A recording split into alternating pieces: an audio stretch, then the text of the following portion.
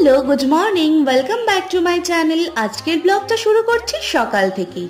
খেলাম আম, ডিম সেদ্ধ আর ছাতু। তারপরেই করে নিলাম প্রতিদিনের মতোই পুজো। আর আজকের লাঞ্চটা ছিল ভীষণ সিম্পল বাট ভীষণ টেস্টি। বিকেল নাগাদ খেলাম চা আর বিস্কিট। এবারে হয়ে গিয়েছি রেডি, যাবো একটু রেস্টুরেন্টে। ভীষণ গরম, সেই জন্য সিম্পলভাবে রেডি হয়ে চলে এলাম রেস্টুরেন্টে।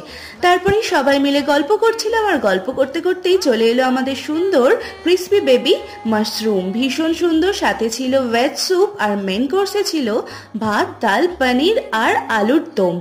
ভীষণ সুন্দর ছিল সবগুলো খাওয়ারই। যাই হোক, সবাই মিলে খাওয়া দাওয়া করে তারপরেই খেয়ে নিলাম একটা নর্মাল ভ্যানিলা আইসক্রিম। আর ছিল একটা fried ice cream with chocolate sauce. ভীষণ সুন্দর খেতে ছিল, আমার তো ভালোই লেগেছে।